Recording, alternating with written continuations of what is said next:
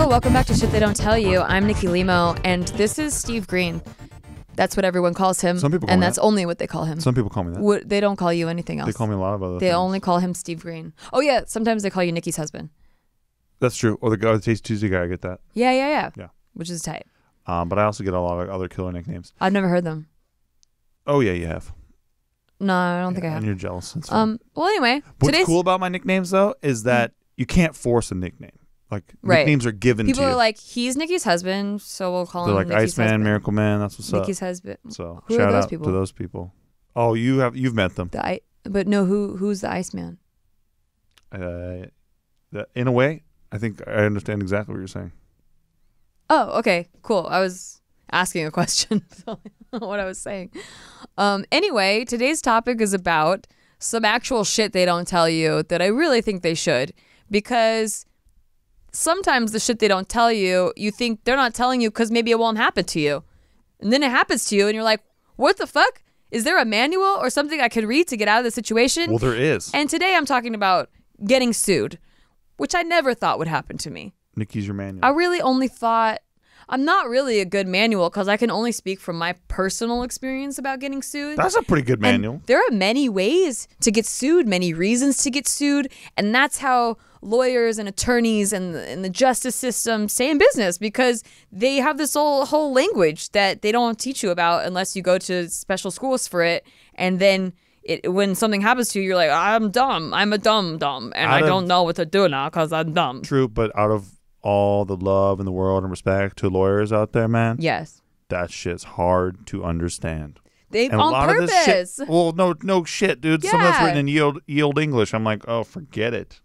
Just get my lawyer on this shit. Not only yield English, but then it's like a lot of numbers involved. Like, well, according to the case of blah blah blah, and legal precedent here. 1972, and the this versus this, you cannot do a this without a this, and like it's chaos. Very crazy. It's very crazy out there in the law world. I don't know how you do it. I don't know how you do it.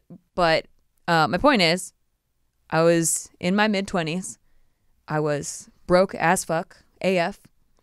I had to choose many times between feeding myself or feeding my cat. And I got sued. I was not a corporation. I was not a bajillionaire that someone tripped on my property and then sued me, which is the only stories I had heard about. Yep. I was a broke-ass 20-something-year-old living in a studio on unemployment. And I got sued. So if it could happen to me, it could happen to you. And I want you to know my personal experience, so maybe it could help you in case it ever did happen to you. So number one, I would say never sign a contract. Never, ever, ever sign a contract without having an attorney review it first, especially if it is legally binding for a year or more. Because in my case, I signed a contract that was 5 pages long that binded me to a business relationship with someone for 5 years. It's pretty crazy. And you had nobody look at it. Because I had no one look at it. I didn't have anyone look at it. I was young. I was dumb. I was eager as fuck. I was very hungry to work. Yep. And I wanted to get moving. You wanted to get I wanted to get moving. And so I was willing to kind of turn a blind eye to things that I knew I should probably do a certain way. Like I knew I probably should have an attorney review this, but I was just like, nah, they're good. Like they have working clients and stuff that like we're good. By the way, my particular industry was the entertainment industry, so I was being represented by a talent representative, and that is what the contract was.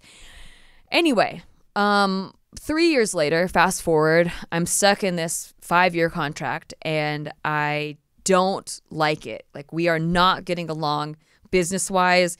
I'm not able to make career decisions that I want to make, and so this person gets upset and sues me for breach of contract. And the way that this happens is I can't just be like, Steve, no one calls you the Iceman, I'm going to sue you for that. And so I'd counter sue you because a lot of people call me the Iceman. Right. So I can't just sue you. You have to get served by a third party. So I can't just give you papers and be like, you're sued. I don't know even why this is. It's a weird one. This is some shit they don't tell you. I actually don't know the answer of why it is that you have to have a third party. And you have to receive the papers too. So like if you're the cat who was up in the ISS in the International Space Station for 2.5 years, you can't serve that guy. No. How are you gonna go physically serve that guy? You gotta find someone that goes to space and pay them and yeah. But there are so many stories of like people being in restaurants and then like they get served by like a customer that's across the way or whatever. Isn't that weird? Yeah. It's so weird. So for me, this was obviously in my opinion on purpose. I can't say obviously. In my opinion, it was on purpose that this person had me served on my birthday. So it was Happy birthday. Thank you. I was very not happy. I wasn't happy. I see. I know. Yeah, like so I actually wasn't home. So did you get a card that year? Not from him, but I did get like a lengthy lawsuit. Got it. Yeah, which is kind of counts. Different. It came in an envelope. I think it counts. Came in an envelope. So I wasn't home at first. I lived with my ex-boyfriend at the time, and he called me because he was like several times someone had knocked on our door and asked if I was home and had like a folder. And I kind of saw it coming because I had gotten an email a month previous that this guy was dropping me, which only means one thing, that the contract was over and all that stuff. Yeah, so I was kind of expecting some sort of notice to happen, and I was like, oh shit, like he's always threatened to sue me, and that's kind of how he kept me doing the things that he wanted me to do. And or else he could threaten you with breach of contract. Right. If I tried to get out of the contract early, that was breach of contract because there was a thing in there saying you can't do that. So I get sued. It's my birthday. It's my 26th birthday, and I was it 26? No, it was 25. 25, the worst year ever. We often talk about on the show how 25 is everybody's universal worst year. But for me, I got sued, and the way that they do this is they have the third party person and give you the papers. And so when I got home, eventually that third party guy, because at first I was like, I'll just not come home. I won't come home. Be sick. And then like if they never find me, or you go buy a dog costume, then and I'll never get served. Go home in a dog costume. How are they gonna know it's you? Yeah. I don't know if it's like, can I just say I'm not me, or is that like illegal somehow? I have no idea. Am I allowed to be like, I don't know her? I don't know. But I ended up going home eventually, and then the guy that was serving me did serve me. I did admit to being who I am, and you have to sign a paper, and then you get this packet that's just like pages and pages and pages and pages of a completely different language. Like gobbledygook. Yeah, it's in English, but it's like. It's like you're being sued by the old kingdom of Mosh. They don't even say that. They say it a different way, like this is a lawsuit that is because of this, and I don't know. It's like I can't even repeat it because it's very like legalese. It doesn't even say like you've been sued. I know why Why can't they just make clean it up out there? Make it easy. Maybe it's like a title page that's like you've been sued. Yeah. And then you open it, and then it's the legal stuff. Or they have a breakdancer come up and he's like, "You just got served." Yeah. I made that joke on Twitter. He didn't like it. Who didn't like it? Well, I said, I tweeted, I just got served, and it was nothing like that movie. That's fun. Wait. No, I said, I just got served, and it was everything like that movie, but less dancing. Damn. Yeah. Will you dance that night, hopefully, for your birthday? I didn't. Damn. It was actually a really bad birthday. I almost got in a motorcycle accident, too. Would you say it's top 10 bad birthday? I think it was top 1 bad birthday. Top 1 bad birthday. Wow, yeah. That's a bad birthday. Which is hard to do because I've had some bad birthdays. Like another birthday, one of my ex-boyfriends threatened to kill himself. Okay. That was a bad one too. Would you say that's top 10 bad birthday? That's probably top 5. Top 5 bad birthday? Yeah, wow, top 5 that's bad a bad birthday. That's definitely a bad birthday. Yeah. Another birthday, I was in an equity battle with somebody. Would you say that's a top 10 bad birthday? It was probably no, that was a good birthday. Yeah, okay, good. That was a top 10 good birthday. Top 10 good birthday. Nice, very nice. Very nice. What a storied career of birthdays you've had. I have an interesting birthday history. Yeah, you do. But I proposed to you on one of those birthdays. That's would true. You That say was top 10 good birthday? It's in the middle. Okay. Somewhere in the middle. Hey, great. Between top 10 bad, top 10 good. Great. More on the good side. It's nice to be recognized. You're just happy to be nominated? Yeah, you have no idea. Yeah. So I get sued, right? Okay. I get served. And then you have 60 days to respond. Like you have to, like to formally respond, not to be like, yo, I got it. I got sued. Yo, thanks. You have to like go through a system of events that you have to figure out how you're supposed to respond, which is, it's just like impossible. So at this point, I had legal insurance where I could consult to an attorney an unlimited amount about like what I could do for like a monthly fee. And they were basically like, they basically told me the steps I had to do to go defend myself, basically, like to, it's called defending yourself, even though it doesn't feel like you're defending yourself because you can't just be like, yo, here's what I got to say. Like you have to file this form and you have to fill out these. You have to officially defend yourself. Yeah, you have to officially defend yourself, but there's no way anyone without an attorney can fill out this fucking form. It's crazy. If there's no TurboTax version of being sued, which they should. They need to have it. They should have turbo sued, and then it would make it a little bit easier. But yeah, and it's pretty ridiculous. So I had to go down to the Los Angeles courthouse, which is in downtown.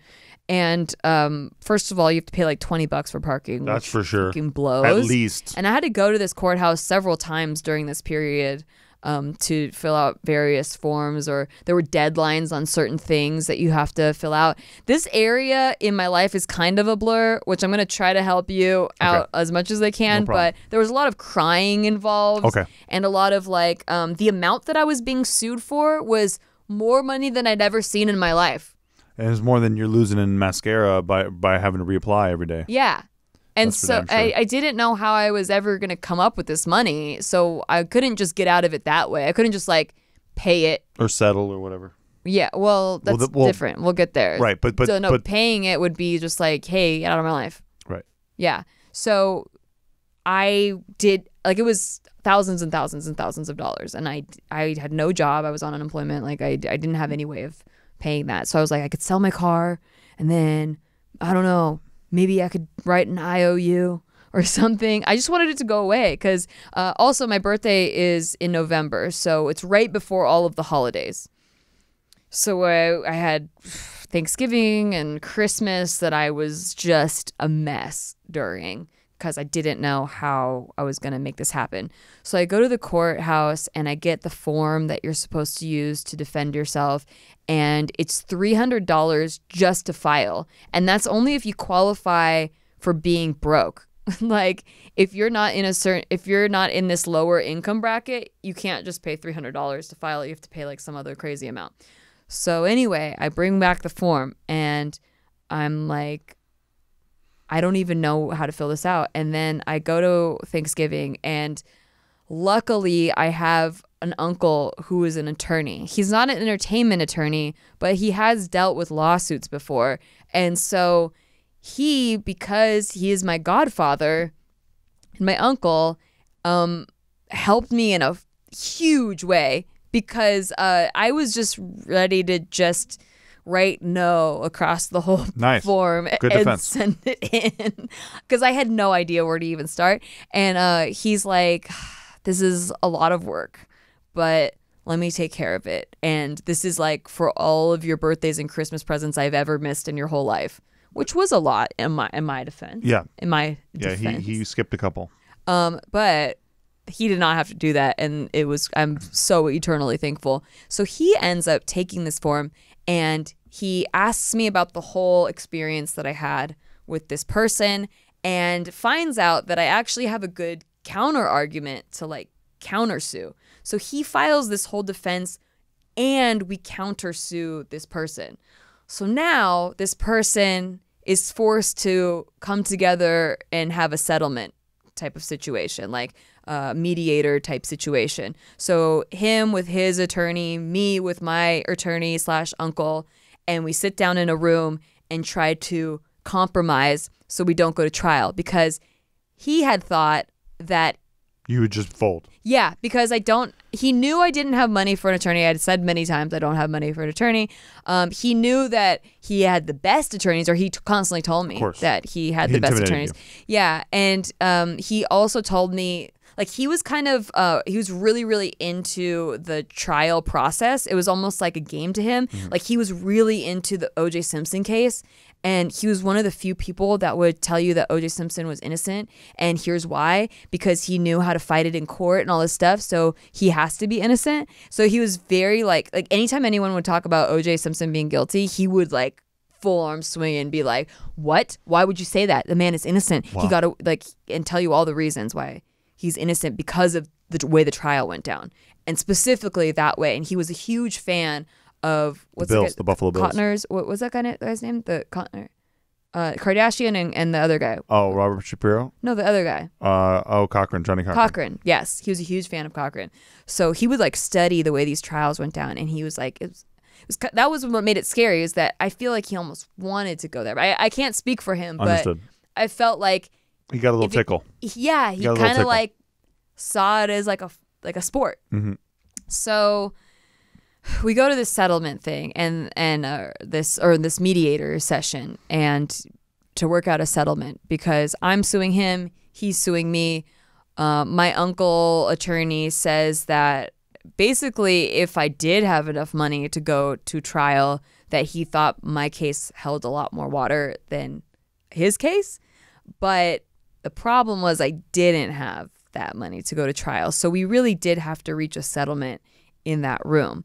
And I said my piece, he said his stuff, like we kind of hashed it out quite a bit. And then at the end, like he went from suing me for a 5-figure amount down to like a lower 5-figure amount down to a 4-figure amount. And eventually went down to what I still thought was a pretty high 4-figure amount, but he felt like he was compromising. That's the lowest he could go. And I was like, man, like I still on principle don't think I should have to pay anything. Right. But if you go to a trial, if you can't reach a settlement and you're forced to go to a trial situation, you have to pay a whole different type of attorney. Like it's a trial attorney. Yeah. And you're in front of a jury of your peers and all this stuff. And it's a good $100,000 to pay for this type of attorney. And plus you're missing work. Yeah. And if you lose, you are not only responsible for however much you're getting sued for, but you also have to pay their legal fees and you have to pay your legal fees. So you're responsible for a fuck ton of money. You're the biggest loser. If you lose this, plus you have to have that kind of money in the first place to be able to even enter the courtroom and have a chance at it. So even though on principle, I really would have wanted to go to court, I really just wasn't in a situation where that was possible. And obviously he didn't want to go either. And he didn't want to go either, but he was like, if I got to catch a plane, this is what he said, I got to catch a plane in 2 hours. We have to settle this right now or else we're going to go to trial. Mm-hmm. And so it was kind of like a... Is he bluffing? Yeah. Is it worth it? Are you going to call the bluff or are you not going to call, or is he serious? You already rolled the dice once, are you going to roll them again? Exactly. I rolled the dice on the contract part. Am I going to roll the dice on this too? Yeah. So I ended up reaching an agreement with him, and since I could not pay that 4-figure amount, one, I had to sign an NDA, so that's why I can't discuss a lot of the details. Some of this is public information, so look it up if you're interested. And some of this we're making up. It's because it's a big story. Right, yeah, totally. Some of this is just hypothetical. Yeah. It happened to somebody out there. Exactly. Yeah. But yeah, so I had to do a settlement where I would pay this certain 4-figure amount. I paid like almost a deposit up front, and then I had to make very small monthly payments for years until I eventually paid this But it off. took a while. It took a minute. A few years. And it was an inconvenience for sure. Yeah, and this, that person still tried to contact me a lot, which I had to make stop But happening. They don't anymore. They don't, no. Which is funny because you crushed it after that. Right. Which is so funny. Yeah. And so I honestly feel like I dodged a bullet because if he had, suppose he had just believed in the direction I wanted my career to go and then it went that way. Oh yeah, he would have been part of it. Yeah, he would have been part of it, and he would have collected 20% off of everything that I made forever. Like for as long as we wanted the relationship to go. At least 5 years though. Yeah, pretty wild. But I couldn't. I had a really tough time booking auditions or booking roles when I was with him, and you know, coincidentally, I would always be getting lectured about why I was a terrible actress and would never make it. So it was like, I don't know if those two things were related. Perhaps. But maybe. Perhaps not. Maybe I was just a really bad actress back then, and then after that whole situation, I got good. I don't know. But yeah, things really picked up after that situation, and I'm very happy that I didn't have to do anything further with him. Like, he was just out of everything else. But he was looking at garnishing wages at one point. You know, there's different avenues that people can go if you can't afford to pay what you're being sued for. And if you don't defend yourself, you lose by default. That's another big thing that I wanted you to know, because that's some shit they don't tell you, that you're just like, well, I don't have the money. So if you don't file your defense brief within 60 days, then you legally lose. Then you lose by default. And you have to pay whatever. And you are entitled, that person is entitled to whatever they were suing you for. There you go. Yeah, which is huge, because you could just make things up and sue people for them, and if they can't afford to defend themselves, then you just win. It's pretty crazy. Isn't that nuts? And that's how our legal system is set up, and it was just mind-blowing to me, the way, because I'd always heard like, oh, the justice system is fucked up and our legal system is fucked up and all this stuff, and I'm like, wait, but there's checks and balances and blah blah. And like, then going through the whole process, I was like, whoa, you really have to have money or you fucking die in court. Like, you will lose if you don't have money. It's really set up so that if you don't have that money, then you lose. Or you go to Judge Judy. Right. You know. I mean, and of course there are cases where people without money defend themselves and like they win, but it's very few and far between. It's hard. It's just harder. It's just your odds go down. Your odds go way down, and that's why a lot of times, like in criminal cases, they'll be like assigned to a defense attorney that's like the public defense attorney, and it's because they can't afford to like hire their own attorney, and they lose like more often than not. Right. Even if they claim innocence, because you're just not getting put with a quality of attorney. Yeah, it depends. I mean, who you get. Yeah. I happen to know a public defender who I think it's kind of like my sister. I know a vet who's tight. You know what I mean? Yeah, yeah. Where it's like they care about their job and they would kill it for you. But then, you know, unfortunately, there's a stigma about public defenders where they're just like, hey, settle. I got to go. I got lunch in 30 or whatever. You know, there's that whole... Well, there's that whole world. Like, I don't know if you ever watched Ally McBeal. I haven't in forever. But there's like, if you're in that system, like you're constantly going to court, like you're seeing the same attorneys over and over again. You're seeing the prosecuting attorneys. They're seeing you. You kind of end up becoming friends, or like, you know, you're in the same social situations. So a lot of them, the reason public defenders I think get a bad name is because a lot of them are friends with the prosecuting attorneys. So they'll give the client bad advice just to, you know, get out of there. Right. And that's what sucks, is that you can't prove that. You can't prove that that's why they're getting out of there, or that it's bad advice or whatever. But yeah, it's really just set up in a way that, like, you see how lawyers can make so much money and and constantly have work, because anyone can sue anyone. Well, that's why lawyers want high value settlements too. Yeah. Like a lot of times, right? They want high, big dollar settlements because they get a cut of that. Right. So and they want it to be worth their time. Yeah. Right. Yeah, that's why I like a lot of the shows like Judge Joe Brown and stuff. It's like more small claims court. Mm-hmm. So it's like a couple $100. It's better storytelling, man. Oh, it's way better. Small claims court has some of the best storytelling. So much more fun. I hired him to build my patio cover, and he showed up drunk and then he didn't do it, and I paid for all the materials, and he says he's countersuing me because he wasn't even that drunk at all.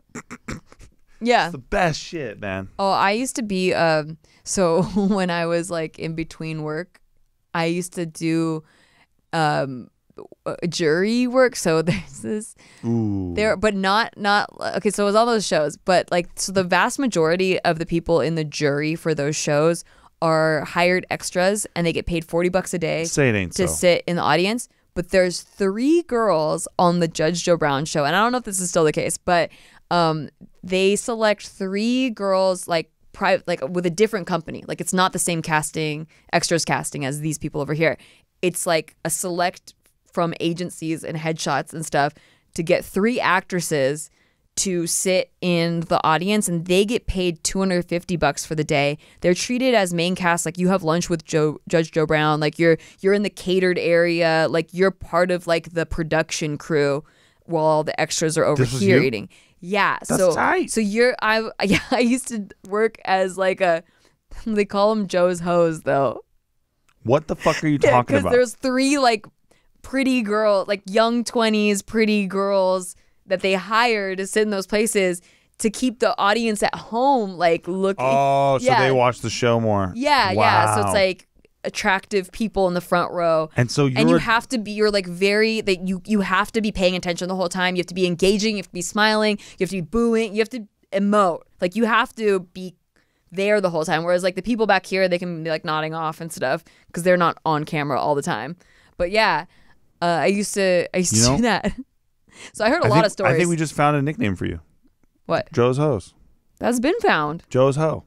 That's been found. I gave you that. Well, no, I know, but it's got but a certain ring to it. hose. Oh, I see. So it's not that. It's not very specific. It doesn't have a personal ring to it.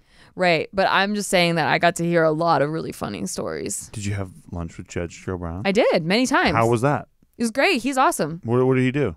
He's just like real. Like, he just says what he thinks. Like, he's just. It sounds like I'm listening to a viewer review of Judge Joe Brown's show. He's fun. This is what people say about Judge Stdty too. They're like, she's just real. She just gets right to the point. She just tells it like it is. Tells it like it is. Yeah. The same shit. Yeah. Nobody was like that. What do you have? What did you guys have for lunch? You could have a lot of different things. I think I had salmon, but they had like chicken, salmon, steak, potatoes. Like, it was like a freaking Thanksgiving feast. Like the best feast you have ever had. That's like when I was on, because when I did this movie, The Wedding Ringer years ago with old Kev Hart, my old friend Kev. Yeah, your friend Kev.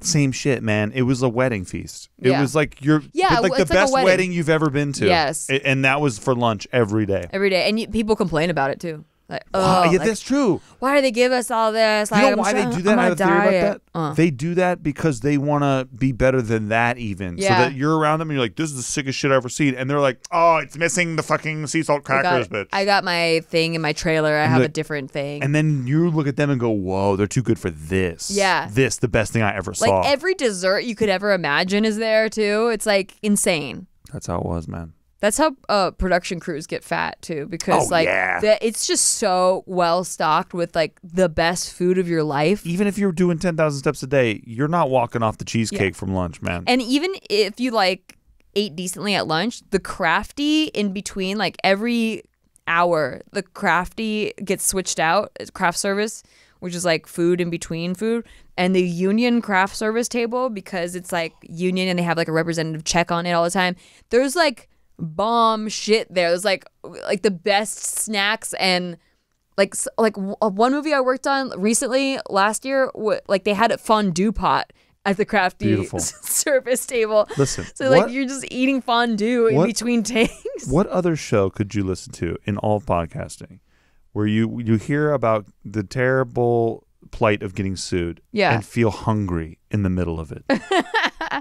Very hungry. I mean, so because I was broke, that led me to being a Joe's Ho to like to get income, and that's how I ate the good food. That's beautiful. And Joe didn't skis on anybody, right? He was a gentleman. No, Perfect gentleman. It was just like, honestly, it was just like three pretty girls, and it was different pretty girls all the time. And like, I'm not just saying I'm pretty girl, but I got selected to be a Joe's Ho. I think you should be one of Joe's Ho's for sure. Yeah, and it was just like they kind of treated you like you're just an actress, like you're a talent. That's fun. Like you're not like an extra, you're an actual vital featured piece of the show. Yeah. Even though you don't say anything, but you like they need you to be They tell you dress hot, engaged. like dress hot as fuck. You have Show to have legs. 5 different outfits, and they approve like the outfits, and you change in between different court cases, so they try to make it look like it's a different day. Yeah.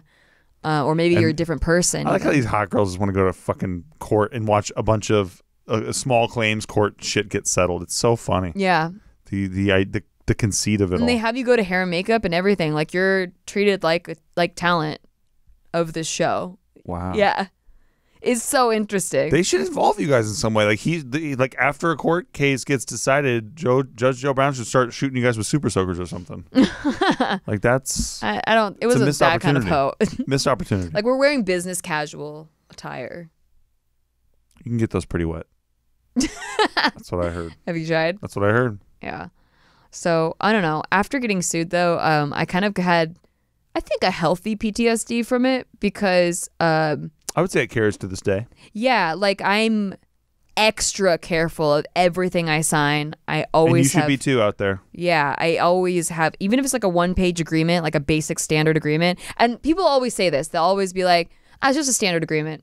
Yeah, They say do. it, they brush They it do. off like that. And you don't know if they're the type of person that's like, it really is a standard agreement, or if they're saying that and there's some shit in there that Listen, you don't there's even only know one about. standard agreement, and it's when you hit I agree on shit. Okay, that's a standard agreement. Yeah. Not this shit where it's personal and you could get sued and all this shit. No. Well, you can get sued off of anything. I'd When I say click like I it could be- agree, I can't get sued probably. You could.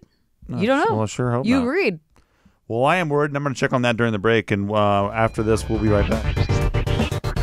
All right, I did not know how much of a pain in the ass it is for men to find basics in their clothing, like comfortable basics. It is. We struggle. Yeah, the struggle's real. Yeah, nobody talks about it, but yeah. What did you do when you were struggling with it? I waited for my wife to help me fix it. It's true. That's very true. Yeah. And I fixed it using Mac Weldon, who thank the good Lord for. Yes. Holy balls. So they make comfortable clothes that are also really comfortable, and that's what I cannot emphasize that enough. Like, I always hear about comfortable clothes, and I'm like, and then I try it on, and I'm like, this isn't that comfortable. Yeah. This is comfortable clothes that are freaking comfortable. They're so comfortable to Steve that he used to go out in public in his pajama pants. Jamos. Please call them jamos. In his jamos all the time.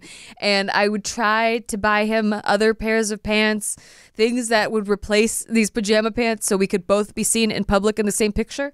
And nothing would help this issue we were having. My friend has a kid who's in a phase right now where he takes his pants off and starts running around in public, and that's what I would do with other pants. It's what it felt like. Until Mac Weldon. Yeah, well, I bought you the Radius pant, and it's your favorite pair of pants now. It's not even close. It's my favorite pair of pants that I've had in life.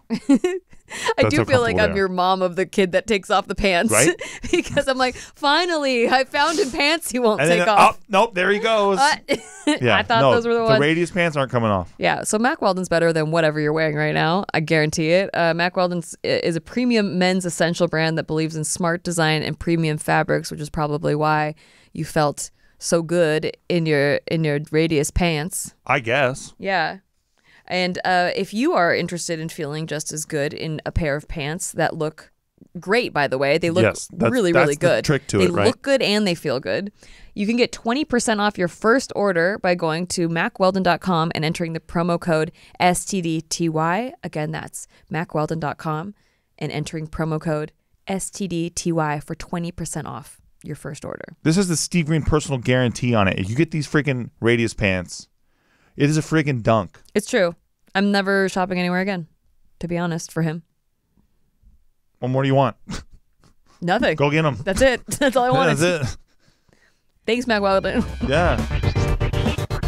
Okay, so if you're anything like me, you've probably gone through a billion different workout programs to try to find something that fits your schedule and that you actually get excited to do, that you can incorporate into your life. Are you like that? I've tried like 3 different programs. Okay, so you're not anything like me. I'm not quite as like I've tried you. 1 billion.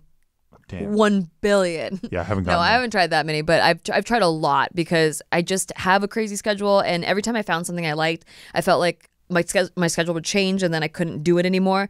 So I've been trying Future lately, and I feel like this is the solution because what they do is like they pair you with a personal trainer, but personal trainers in real life or like normal life are really expensive. So you're like, well, yeah, a personal trainer would be freaking nice, but it's really expensive. And then there's all these apps that are like, oh yeah, you will pair you with a personal trainer, but they really just pair you with an exercise program that's like a generic exercise program that a personal trainer designed, but it's not an actual personal trainer. So I thought that's what this was going to be, but it wasn't. So what they do is they send you, well, they first have you fill out a survey of what kind of your goals are and like what types of exercises you like, how often you can work out, and what your level is. And then you get to pick an actual personal trainer who calls you on FaceTime. And like you have a whole interview. Like I got to interview with Xavier, and he's amazing, and he like totally got me. I felt seen. You felt know? Gotten. Yeah, I didn't feel like it was just an app being like, oh, we know what type of person you are. Let's put you on this program. She's like, I just talked to Xavier, and he's really cool. It was an actual human being. Yeah, and I know about his girlfriend. I know about what sports he likes. He likes basketball. He coaches basketball. Yeah. I know about what music he listens to. He's a huge like anime nerd. I'm not going to get into that. Oh, well, that's too bad. But I'm just going to say that it was cool having like an actual person. And so when he's texting me, it's actually a person that I've met that knows what I want, and then he actually designed a custom workout for me, and then he monitors me through an Apple Watch, which they send you in the mail if you don't have your own Apple Watch. So you have an Apple Watch keeping track of your workouts, keeping track of your heartbeat while you're working out, keeping track of like if you're being consistent, if you're doing the actual thing for the amount of time, and you have a real personal trainer. You got an Apple Watch now? That's so sick. Yeah, just for this program. Wow. Yeah. And he customizes it too. Like if I'm traveling, let's say, because we go to conventions a lot. If I'm traveling, I'll say, hey, Xavier, I'm traveling. And he'll put together hotel workouts for me to do. Whoa. Yeah. So it's super custom. And it's the same as having a personal trainer, but at a fraction of the cost of a personal trainer. And I feel like it's the most efficient use of my schedule. So I'm very, very satisfied with that. I'm really excited about it. I've only been doing it for a week, and I'm already like hooked on it. That's sick. So if you want to sign up for Future today, you can go to tryfuture.com/STDTY and get your first 2 weeks with your personal trainer for $1. That's tryfuture.com/STDTY for 2 weeks for only $1. No joke. I'm going to do that. Tryfuture.com/STDTY, and you get an Apple Watch. I'm doing it. It's awesome. Do you think while you're doing a thing with Xavier, if I come on in the background? You can't share my Apple Watch. Oh, true. I always try to find a little workaround. You know? Go to tryfuture.com/STDTY. You can't beat that deal, man. $1 for 2 weeks? Come on, man. What the hell? Come on, man. And we're back. Back to like getting sued and the repercussions of getting sued. Yeah, I guess for me, my biggest takeaway from this is, the contracts thing is one thing, but how does it affect you personally when you're now in professional relationships with other people? I mean, obviously you do Big Mood, and then we're both on JK, and then you also have like an agent. Yeah. Like, how does that impact those relationships? I would say it made me a much stronger person in business, for sure. Like I'm so scared of ever getting controlled in that way again, where like I can't make my own choices, or like I can't make my own decisions. And it did a lot to me mentally back then when I couldn't make my own decisions, where I felt like I became a much weaker version of myself, and I hated who I was. Yeah. And so because of that whole experience as a whole of like who I became when I was in that situation and the process that it took to get out of, I am way more astute when it comes to business and negotiations and contracts and seeing where power moves are being made. The type of people that make those power moves, they're everywhere. Yeah. Like they are. You don't know, and you don't necessarily know it. No, like they can come off as your best friend, but I can see those moves from a mile away now. Like I can see when someone is making a power move, when someone is preying on your naivete. Naivete. Yeah, you know that. When someone is preying on your naivete. When they're preying on your nativity scene. Nativity scene, which happens often. I'm noticed like, yo. I'm like, don't take the staff. This is a family heirloom. Leave it alone. leave my nativity scene alone. Yeah. It's beautiful. People vandalizing nativity scenes. But no, no, for sure. I think we both kind of see people the same way, and it's pretty easy to see that. And then, when someone's trying to manipulate you, you can see like when they're taking the words you say and then molding what they say back to fit you. Yes. Or like what's going to appeal to you, how they can strong arm you. Yes. I mostly see it that way. techniques. Like, yeah, exactly. Sales techniques. I mostly see the strong arming thing. And especially, I don't really like to say this, but I feel this way sometimes being a woman. Mm-hmm. That it happens much more Go often. try to buy a car. It's the same shit. Exactly. Yeah. Exactly. I never been sued, but one thing that is kind of similar for me is credit card debt. Credit card debt is pretty weird. Yeah. And I remember I had an ex who ran up a fuck ton of debt on one of my cards. Yeah. And I let her, so it's like over 20 grand, right? Oh yeah. It's just as much my responsibility. But I remember she like felt guilty about it, even though she wasn't going to pay anything about it. So she signed me up for this, like, I don't know, debt relief, whatever the fuck. And those guys kept calling me and wait, to relieve the debt that she put on your card? Like that's her, that's her I'm a good person move. What? She just called some debt relief place where I would have to pay them like $8,000 to help me get out of 20 grand. Yeah, it's fucking hilarious, right? Oh my God. So same thing, right? I'm talking to these cats, and I didn't sign up for this shit. I never would in a million years. But they had my number, and they would not stop calling me. And eventually, I listened to their whole spiel, right? And this guy's on the phone with me, and I knew exactly what he was doing. He's pacing and leading me, and he's getting me to, he's like, "Don't you want to get out of debt? Isn't this important to you?" And I'm like, yeah, but it's not my fucking debt. I'm trying to figure out what to do. And he's like, well, your name's on everything. And I'm like, I know, this sucks, okay? But morally, I'm fucking pissed about this because I did not do this. None of those purchases are mine. In fact, fucking $600 of that is iTunes. And she did that in a day. Oh, my God. Yeah, she's a maniac, right? And I'm like, how many fucking wispy-ass fucking ukulele songs can you really buy on iTunes? Apparently, you can buy fucking $600. Yeah, because during this time period, because people might be like, well, I would do that all the time. But we didn't have as many apps, like in-game app purchases or anything like that. This was back in like 2005. Yes. This was not like you could buy songs on iTunes. That's it. Exactly. There are no iPhones. No. There's no apps. They didn't even have movies yet. Like it was, you're just buying like music on there. just songs, which is what it was so impressive to me that she managed to rack up $600. Right. In a day, though. And they were do that in a day. They're $1 a song. It's like maybe, some people out there are like, yo, I got fucking 4,000 songs on my iPod. Dude, that's like your accumulation maybe. I'm talking about in one afternoon. That's insane. Right. So she's a kid in a candy store, and so this guy on the phone is leading me in that direction, going like, "Don't you want to do this?" Like, well, obviously you're not taking this very seriously. That's the verbiage that I'm talking about. Exactly, because that's the same verbiage that the person that sued me would use. Is like, you're not taking this seriously. Intimidation. I'm gonna have my lawyer speak to you if you don't start taking this more seriously. Those were the kind of words that were exchanged. And so unless you know who you're talking to, that could be a very effective sales technique on somebody. But that is not my language, right? Yeah. Like that, fear is not my fucking language. That guy lost me as someone who could have been a potential customer. He lost me just with that. Because, and I was like, did never fucking contact me again, lose my number. Yeah, so that was what created a pit in my stomach the first time it happened, because I don't like that either. I could tell when someone's like trying to control me that way or whatever, but I had signed a 5-year contract. No doubt. And then I was like, man, there's no way to get out of this. And he's saying he's going to sue me if I try to get out of this. So maybe I'll just play ball and let it ride for 5 years. Yeah. So I was just trying to play ball, but it just got worse. And like, it was just, it was like a lot like that, where it was just. What advice do you have for somebody who maybe is going through this, or they feel this kind of trapped, stuck in their life? Honestly, if I were to go back right now, at the first sign of that happening, back in the first couple months that I had been signed to this person, I would have just left regardless of their threat, because that guy ended up suing me anyway.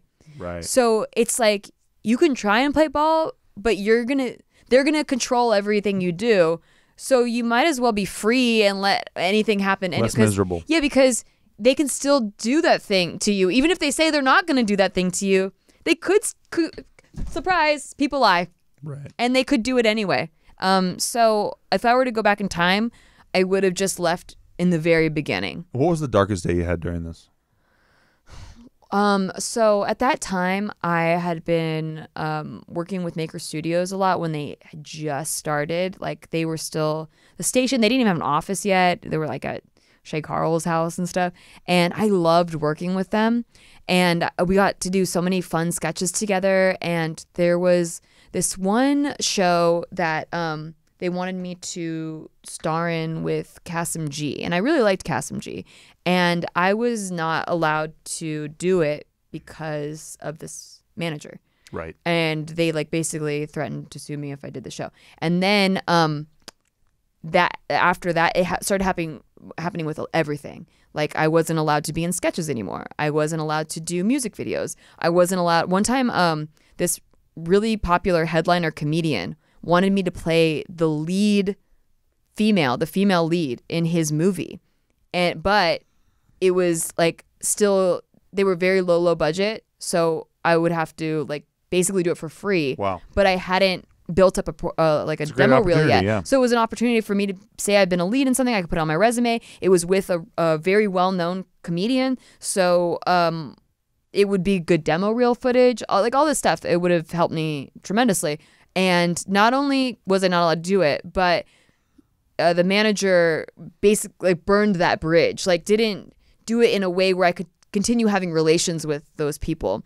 And that was what continued to happen, was the way that they handled business, which is how some people handle business, is very aggressively. And that's not how I would have chosen to be represented, because that's not you. I'm not that way at all. And what happens is it makes it look, or to me, in my opinion, it made me feel like people were seeing me as a diva, where I wasn't at all. And they do, inherently. I was more willing to work than anybody. Yeah. For free, for whatever. If I really liked a project, I just wanted to work. I just wanted to be in that environment. And before this person, I felt like I was in a very creative, inspiring environment. And after this person, I felt like I was in this dark hole of me not being able to work on things that I wanted to work on. And it was really creatively oppressing for me as a creative person. And then, you know, I wasn't booking work on top of that because I wasn't inspired. I wasn't healthy. Like, it wasn't healthy as an artist to feel uninspired that way. So all of this is over with. This is post the settlement. How do you rebuild from there? Like after having been through this kind of trauma, you have to create relationships in this industry, or you're fucked. How do you even begin to go forward? What's the next morning like? The next morning was bittersweet because I felt free, even though I had to pay this person. I felt so free to make my own choices. And of course, there was a lot of fear that, like, what if I never get a representation again? What if I never get to audition again? What if I never make it? Yeah, of course, that's a healthy fear to have. I ended up getting a job as a waitress again. That was kind of hard because I'd been away from waitressing for 2 years at that point, thinking I finally got out of the waitressing industry and I'm like a working entertainer. But then having to pay this person, I couldn't afford to do that. And so I had to get a job as a waitress again and like basically swallow my pride and get a job because that was the only industry that I could do. I dropped out of college to do acting. So well, it's the same time too that you're being recognized because you're in so that's what I was going to say, is that like during me waitressing when I went back it was different than when I had quit because people recognized me from YouTube videos, and I was in a movie called Smiley at that time, and so my face was everywhere on like billboards and in like trailers. And like it was a good time career-wise and a terrible time career-wise because my name was starting to get out there. I had also booked a role on How I Met Your Mother. So that episode was premiering the same week as the Smiley premiere. We were on 90210 too, but that was earlier. That was years earlier. But yeah, like a lot of things were taking off at the same time. I felt like I had to go backwards to being a waitress again. So I'd be serving people that recognized me. They were like, wait, are you Nikki Limo? And I'm like, yeah.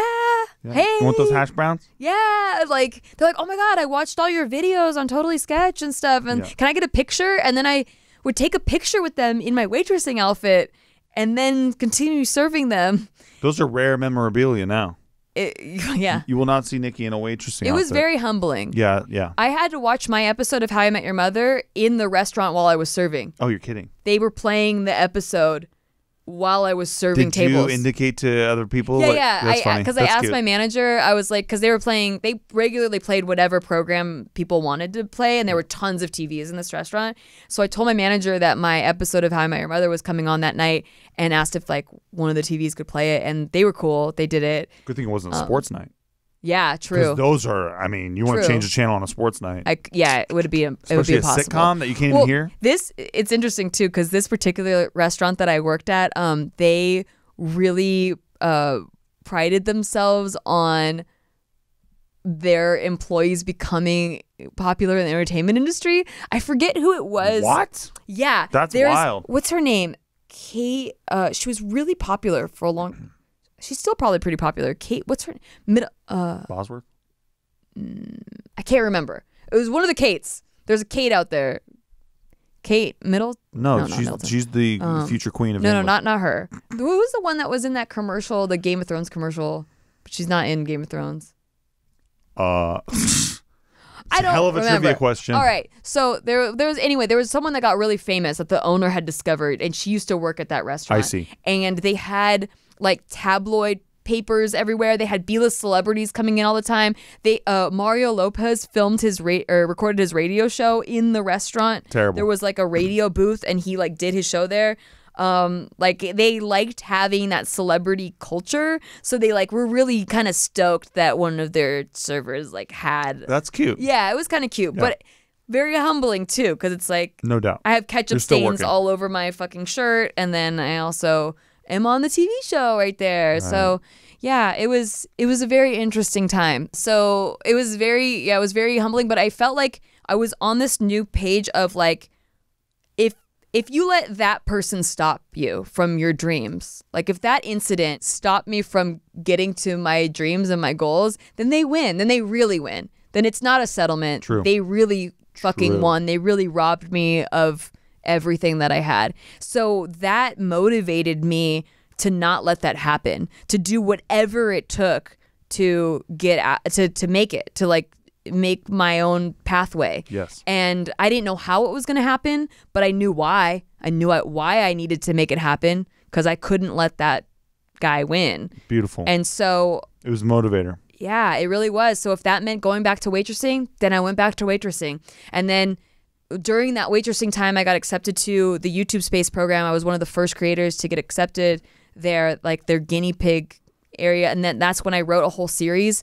I would get off of work, I would go to a bar, I would write a series that I would then film at the YouTube Space, having no idea how to produce content, but I just had to make it happen. Low points are so fucking motivating, man. They really are. Yeah. And knowing why you need to dig yourself out of that low point. That's great. For sure. And so I mean, I guess I should say thank you to that guy for suing me, because that was the starting point of everything else that came after that was good. And what's funny is that something that he said to me at like on the day of the settlement, because he prided himself on like only doing the best of the best, right? So he put me with the best personal trainer, the best headshot photographer, the best acting coach, the best everything. And so he really felt, and I do believe that he believed he was doing the best for me in those areas, but ignoring the parts that were bad. Nurturing and all that stuff, yeah. So he's like,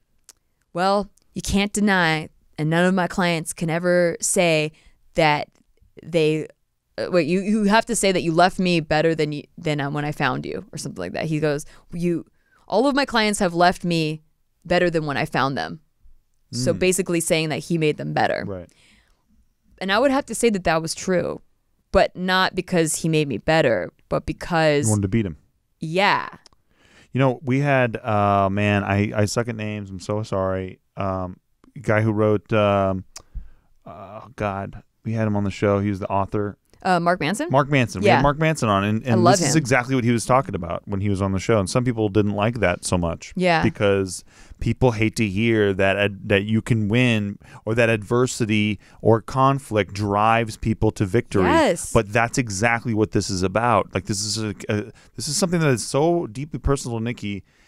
I've been to countless parties, events, things with her over the years. Anytime somebody mentions something in the zone of legal shit, she's like, I got sued. Like, she just goes into it, dude, because she's so triggered by this shit, by what happened. But it has motivated her so hard.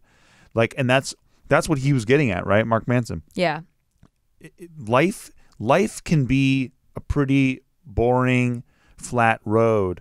But when you have things in your way and you have to figure out how to get around them, it just fucking drives you to a better way. Yeah, because people, he also says this in his book, that people often think that happiness is from not having any more problems.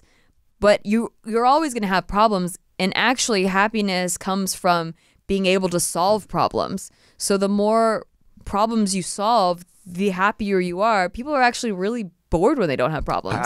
I know those people. Yeah, and they're really like unfulfilled. They're unfulfilled. They're very dispassionate. And I'm not, this is not me shitting on them. I feel terrible. Yeah. I don't pity them, but I feel terribly for their station because they don't have anything that's challenging them to kill it or to get better at where they're at.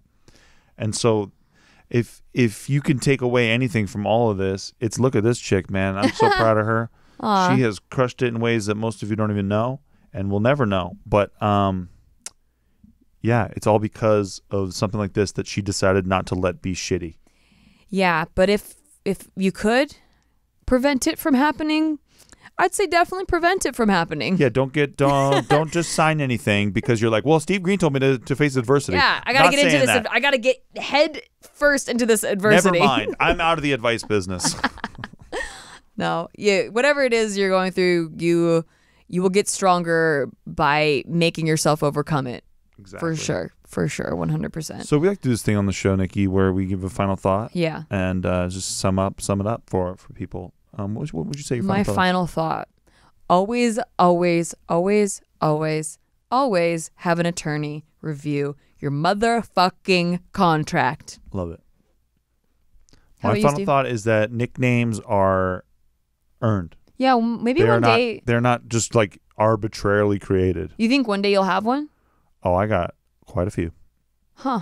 Well, sorry, I can't recall them right now. Well, I can show you a lot of evidence if you want. Okay. Off air, I'll show you some video comments and a bunch of different things that I have that support my argument. Thank you. It's kind of odd that you can pull them out of a hat like that.